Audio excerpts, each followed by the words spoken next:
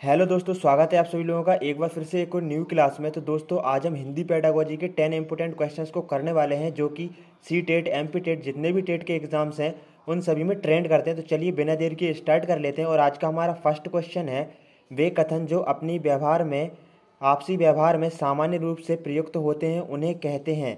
Question को अच्छे से पढ़ना है गाइज, उसके बाद ही जो आंसर है वह लगाना है। वे कथन जो आपसी व्यवहार में सामान्य रूप से प्रयुक्त होते हैं उन्हें कहते हैं।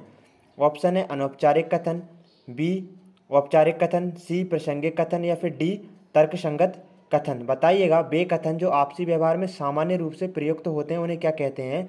तो दोस्तों देखिएगा, जब एक बालक भाषा को व्यावहारिक तौर पर सीखता है, वह स्कूल नहीं जाता है, उसकी जो मातृभाषा रहती है वह कैसे सीखता है, अपने परिवार में रहकर, अपने समाज में रहकर सीखता है। तो वह एक भाषा सीखने का अनौपचारिक माध्यम होता है। और जब वह स्कूल जाने लगता है या सेकंड लैंग्वेज जैसे कि जो हिंदी जिसकी मातृभाषा वह सेकंड लैंग्वेज इंग्लिश सीखता है, तो वह क्या है, स्कूल जाता है। तो वहाँ पर वह क्या करता है, औपचारिक तौर पर भाषा को सीखता है। यहाँ पर क्या बात हो रही है, बे कथन जो आपसी व्यवहार में सामान्य रूप से प्रयुक्त होते हैं उन्हें क्या कहते हैं। तो इसका राइट आंसर हो जाएगा ए, अनौपचारिक कथन। तो दोस्तों क्या है, आपसी व्यवहार में जो सामान्य रूप से जो कथन प्रयुक्त होते हैं उनको अनौपचारिक कथन कहा जाता है। नेक्स्ट क्वेश्चन को देखेंगे। व्याकरण शिक्षण की वह पद्धति अपेक्षाकृत अधिक उचित है जिसमें, ऑप्शन है आपके, बच्चे नियमों को कंठस्थ कर लेते हैं, बी है बच्चे उदाहरणों से नियमों की ओर जाते हैं, सी है बच्चे नियमों से उदाहरण की ओर जाते हैं, डी है बच्चे सूत्रों का प्रयोग करते हैं। क्वेश्चन को अच्छे से पढ़ना है। व्याकरण शिक्षण की वह पद्धति अपेक्षाकृत अधिक उचित है जिसमें बच्चे नियमों को कंठस्थ करते हैं। तो दोस्तों देखिएगा क्या है, नियमों को कंठस्थ करना, जिस भी क्वेश्चन में आप कंठस्थ करना जाए तो वह तो उसका आंसर होगा ही नहीं 99%। यदि आपको यहाँ पर नहीं दिया गया है या फिर जैसे कि नहीं दिया गया है तो वहाँ पर आप इसको देख सकते हैं। तो सेकंड ऑप्शन है बच्चे उदाहरणों से नियम की ओर जाते हैं, थर्ड है बच्चे नियमों से उदाहरण की ओर जाते हैं, और डी है बच्चे सूत्रों का प्रयोग करते हैं। व्याकरण शिक्षण की वह पद्धति अपेक्षाकृत अधिक उचित है। तो दोस्तों यहाँ पर देखिएगा, बच्चे नियमों को कंठस्थ कर लेते हैं, ये तो आंसर होगा ही नहीं। बी है बच्चे उदाहरणों से नियमों की ओर जाते हैं। तो यहाँ पर कौन सी विधि है, तो यहाँ पर दोस्तों आगमन विधि है। जो आगमन विधि है वह क्या कहती है, उदाहरणों से नियम की ओर जाती है। और तीसरा है बच्चे नियमों से उदाहरण की ओर जाते हैं। तो जो बच्चे नियमों से उदाहरण की ओर जाते हैं तो वह किस विधि में जाते हैं, तो वह जाते हैं निगमन विधि में। तो दोस्तों देखिएगा, इसका राइट आंसर हो जाएगा बच्चे उदाहरणों से नियमों की ओर जाते हैं। तो दोस्तों यहाँ पर आगमन विधि का प्रयोग हो रहा है। बिल्कुल व्याकरण शिक्षण की जो सबसे महत्वपूर्ण पद्धति है, महत्वपूर्ण विधि है, वह कौन सी है, तो आगमन विधि है, जिसका सूत्र क्या है, उदाहरणों से नियमों की ओर जाना। आगे देख लेंगे, नेक्स्ट क्वेश्चन को देखेंगे। बच्चों में भाषा प्रयोग की दक्षता विकसित करने के लिए आवश्यक है। दोस्तों बच्चे रहते हैं, उन्हें भाषा प्रयोग की दक्षता विकसित करने के लिए क्या आवश्यक है। आपके ऑप्शन है ए, उन्हें सुनने और बोलने की पूरी आज़ादी हो। बिल्कुल, यदि वह सुनेंगे नहीं भाषा को, बोलेंगे नहीं भाषा को, तो वह भाषा की प्रयोग मतलब दक्ष कैसे हो पाएंगे। चलिए ये तो आंसर हो सकता है, लेकिन दोस्तों हमको क्या देखना है, जितने भी चार ऑप्शन जिसमें जो मजबूत ऑप्शन होगा, जो मजबूत आंसर होगा उसी को हम आंसर लगाएंगे। बी है उन्हें कविताएं याद हो। क्या सिर्फ कविताएं याद होने से भाषा प्रयोग में जो बालक है वह दक्षता प्राप्त कर सकता है, ऐसा नहीं है। उन्हें मुहावरे याद हो। दोस्तों जहाँ पर कंठस्थ करना, याद करना है, वह तो आंसर हो ही नहीं सकता 99%। या फिर वे किसी वक्ता के साथ रहते हो। दोस्तों वह किसी वक्ता के साथ रहने से क्या भाषा प्रयोग की दक्षता विकसित कर सकते हैं, ऐसा नहीं है। इसका राइट आंसर ए हो जाएगा, उन्हें सुनने और बोलने की पूरी आज़ादी दी जाए। बिल्कुल दोस्तों, जब एक बालक भाषा को सुनेगा, उसका अनुकरण करेगा और फिर उसी प्रकार से बोलेगा, तो क्या होगा, वह भाषा प्रयोग में दक्ष होगा। चलिए नेक्स्ट क्वेश्चन को देख लेते हैं। दोस्तों नेक्स्ट क्वेश्चन है, मोना अक्सर लिखते समय शब्दों के अक्षरों को छोड़ देती है, जैसे पढ़ती, पढ़ती को पति, अभिनव को अनव लिखना। इसका सबसे उपयुक्त तो कारण हो सकता है कि उसे लिखना रुचिकर नहीं लगता हो। बी है उसके विचार और लिखने की गति में सामंजस्य ना हो। दोस्तों यहाँ पर सामंजस्य कर लीजिएगा। उसके बाद है सी है उसके विचारों में स्पष्टता ना हो। डी है उसे मात्राओं का ज्ञान ना हो। तो दोस्तों एक बार फिर से क्वेश्चन को अच्छे से पढ़ेंगे।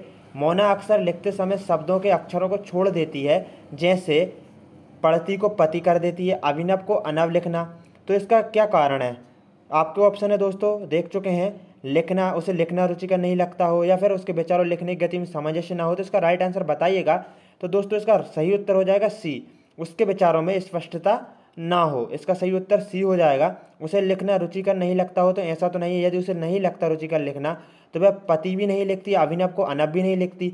उसके विचारों लिखने की गति में सामंजस्य ना हो, दोस्तों ऐसा नहीं है, और भी तो वह वर्ड लिख रही है तो उनमें तो सामंजस्य है। उसके बाद उसके विचारों में स्पष्टता नहीं, बिल्कुल दोस्तों उसके जो विचार वे स्पष्ट नहीं हो पा रहे हैं, जिस वजह से वह इन जो वर्ड्स हैं इनको गलत लिख रही है। उसकी मात्राओं का ज्ञान ना हो, यदि उसको मात्राओं का ज्ञान नहीं होता तो वह पति भी नहीं लिखती और अभिनव को अनब भी नहीं लिखती। नेक्स्ट क्वेश्चन देख लेंगे, अपनी कक्षा में समावेशी माहौल का निर्माण करने के लिए आप किस बात को सबसे अधिक महत्वपूर्ण मानते हैं। दोस्तों यहाँ पर समावेशी माहौल की बात हो रही है।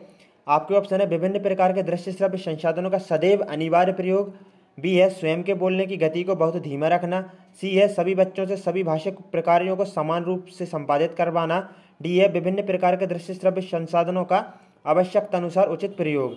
एक बार फिर से क्वेश्चन देखेंगे, अपनी कक्षा में समावेशी माहौल का निर्माण करने के लिए आप किस बात को सबसे अधिक महत्वपूर्ण मानते हैं। तो दोस्तों देखिएगा, विभिन्न प्रकार के दृश्य श्रव्य संसाधनों का सदैव अनिवार्य प्रयोग करना।